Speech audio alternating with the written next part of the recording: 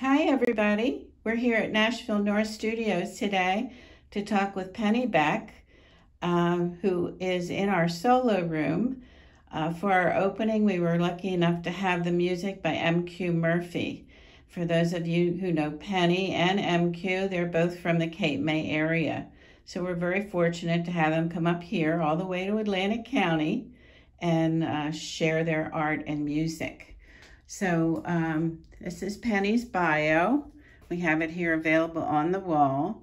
So lovely gal who makes creations that translate very nicely, a lot of them, into tapestry fabrics and design, but some of them are just beautiful paintings.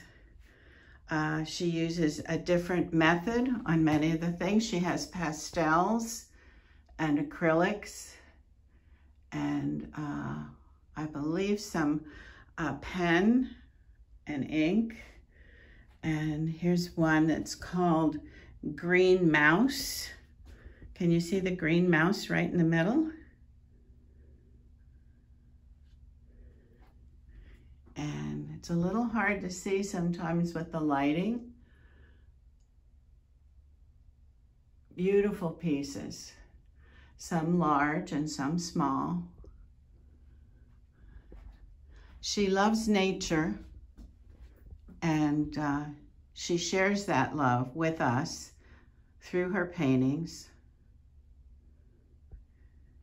Very interesting. And she utilizes different methods. So maybe she'll talk to us a little bit about that in our art talk today.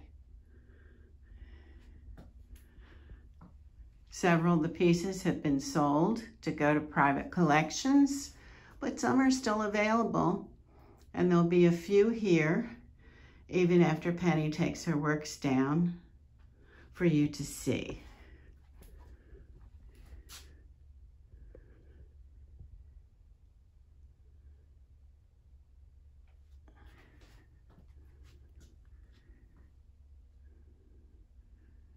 Here's a kitty cat and birds and butterflies. And she just got back from a trip down to Costa Rica. I believe she worked in pastels when she was down there. But we'll hear all about that in a few minutes. So let's welcome Penny into the solo room. Welcome, Penny. Come on in. We're so glad you could be part of Nashville North Studios show, Protect Mother Earth. Thanks for inviting me. Our pleasure. So there we go.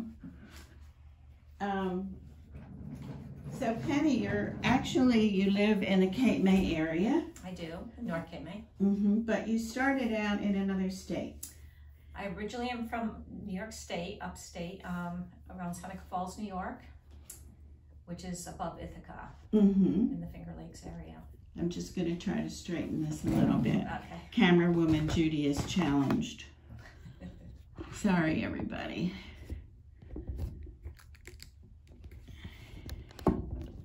There we go. I think we're level now.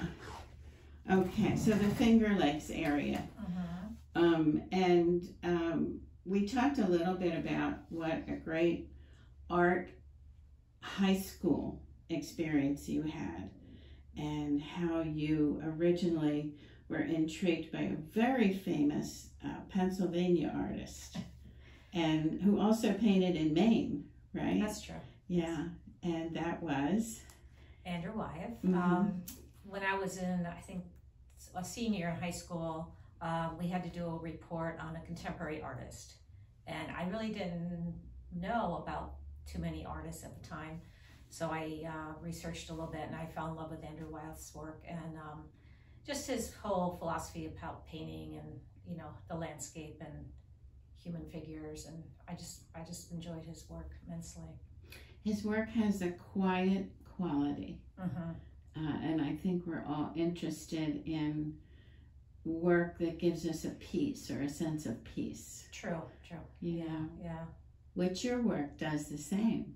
Oh, thanks. Yeah. I think the word that's most used to describe my work is whimsical, though. Whimsical. Which is good. And joyful. Joyful. Joyful. That's good, yeah. But it's like having fun with nature. True. Yes, you know? My favorite. Yeah. And especially behind you, the little green mouse, right? Yeah. So you were working in Cape May, doing art projects, and you worked as a muralist down there. Is that correct? Yes. When I first moved to Cape May, I just got out of art school. I took fine art classes, and that was in York, Pennsylvania. Mm-hmm. I went to a school there that has since moved to Lancaster, Mm-hmm. and I was doing small mural jobs on the side, and mostly just working in Cape May. Like I was in my 20s, I was having a lot of fun, so I worked in restaurants and enjoyed the beach and stuff like that. And then I just did murals on the side. Mm-hmm. And then the way I got into doing faux finishing and stuff, my business partner, my friend at the time, Valerie, she was my aerobics instructor. And she took a class in faux finishing and decorative painting. And she asked me if I would be interested in doing any murals that she had. And I was like, definitely, I'll definitely love to do that. So I did, and then we hit it off, and we became business partners. And we both quit our jobs at wherever we were working at the time and just jumped in with both feet and started a decorative painting and mural business. Yeah, if you don't jump in with both feet, you really never know. That's true. You really don't. And we were both, I definitely was waitressing, and I forget where she was working, but we just were getting busier and busier, so we both decided to just make it a full-time commitment. Mm-hmm. And that full-time commitment became also a traveling commitment. True. Yeah, we used to travel a lot, and one of our first jobs that we did for traveling, we were sent to France, Paris, France. It was a big job. We had done work for the owners of the apartment, and we did their house in Cape May. And they were looking for people to do work in France. I guess it's pretty hard to find contractors there, especially when you're not in the country. And they sent us over, and we were there for 3.5 weeks. We lived like French people. It was great. It's wonderful. So you had to buy your paint and everything over there. Yes. So that must have been it's a little interesting different. too. Yeah, it's a little different buying paint in Europe. We went to the store there, I think it was called Bon Marché, and it was like going to a big mall in one big store, and every paint distributor was located on the floor that we went to. So it's like going here, I'd be like, you'd see Benjamin Moore and Sherwin-Williams and all Ace Paint, like they'd all be in one building. Oh. So it's kind of competitive, because you're walking around. Nobody in there, we didn't speak French, and nobody in there spoke English at the point. And then we were kind of like, Valerie speaks Spanish, so we were trying to find someone to translate for us, and it just got really jumbled. It took us 4 hours to buy paint. Did it? But you spoke color. We did. Everybody spoke color that was there. Yeah, so we had to have it delivered. We didn't have a vehicle, so we waited a couple days. And by the time we got done with our paint buying, we were so tired from just the experience. We actually went out and just had wine and cheese for like 3 hours. How wonderful. That's a wonderful thing. No, it was really great. Yeah. So once you finished there, then that you were taken to several other places, New York City, down to Florida. Yes. So the one in New York City was very pivotal too for you. It was. We had done work for the homeowner. They had bought an apartment up on the Upper East Side. We had done some work for them in Cape May, and at that point, it was such a big job, we had to take a crew up there with us. So we had like 6 of us, I think, went up, or 5. And we had to bring our sleeping bags because there was no furnishings. We had to buy coffee mugs, we bought silverware, we had to buy, we had to get their fridge fixed while we were there. I mean, it was quite an experience. So we did every wall in the house. We took wallpaper down. We had to do a couple of murals. We did a lot of faux finishes, and they still have it today. So that's wonderful. Great. Yeah, it was a great experience. A testament. Yeah, it was fun. We went out to, the Met, and did a little bit of walking around New York, and it was really a fun time. Yeah. So the opposite of New York is kind of Florida. Now, when you went to Florida, did you, the pieces that you did down there, were they tropical? Some, yeah. We did I remember one of the things we had to do was a border of hibiscus flowers. At least did that one. So that was a lot of fun. It was a fun, basically it was a great trip because we were close to Sanibel. I don't know if you've ever been there, but it's a beautiful beach. And that was great. We got to see, pelicans and all kinds of great sea life, and it was a really great trip. And we did a lot of fun painting too. But most of my best experiences were the places we went to, in addition to the work we did. But that was great. But you came home with some seashells. Oh yeah, lots of seashells. Yeah. And pretty rocks. And it gives you a different view on things too when you come home and you remember the different birds they have and the different plant life that they have. Yeah, definitely. Yeah, it expands what you do. We also did work in Boca Raton, a different job, and there was a penthouse. It was a penthouse, and the pelicans would fly by the plate glass windows, like you're right at eye level with them. It was really interesting. Yeah. They have a pattern, and a lot of times they go to the boats. So when the boats come in with their fish, they meet the boats, and then they wait for the scraps. It's very amusing. How did being a muralist and a decorative painter influence what you do now on a smaller scale? Okay. Yeah. Sometimes we did jobs where we had to paint, like, say, a floor, a design on a floor. And this is kind of like an example of what I would have designed to do for a floor. Really? Yeah, I would love to paint this in someone's house, if anybody has any ideas. But yeah, I would incorporate, like, it depends on the design element. Like, we did a faux oriental rug on a deck, and that turned out really cool. It taught me I paint much faster than I used to. I can kind of like break down the design faster and kind of have like a plan of attack when I started painting. Like, I know people do that, but I used to be I would just fuss over a painting at length, and now I can pretty much, cut to the chase. Cut to the chase is a good way of putting it, yeah. How do you seal something if you're going to, walk on a piece of art? There's actually a lot of polyurethanes. I use water-based polyurethanes that are made, they're fade resistant, weather resistant. So I'll do usually 2 coats is enough, because if you build up too many layers, it starts to, it doesn't adhere as great. You want it to bond with the base of the product. So, and also in my artwork, when I was doing jobs, I did a lot of stencils, floor to ceiling stenciling, and you can see that in some of my work. I also incorporate pieces of wallpaper from books, where I get ideas out of. I would rip them out and use them in collage, and so I feel like that helped my growth. Is that the one up there with the doves? That has a stencil in the background. I kind of added to it. This one has a little stencil in it. A couple over there. That also has the wallpaper strip, though. Yeah, that's from a fabric. Oh, is it? Valerie and I opened up a fabric store. We had a design business. We had a lot of stuff along the way. Along the way. But that's a registry for fabric. But the same as a wallpaper, like they'll put, you know, what colors are being used in the wallpaper. So. Well, Georgia O'Keeffe used to do that with her paintings.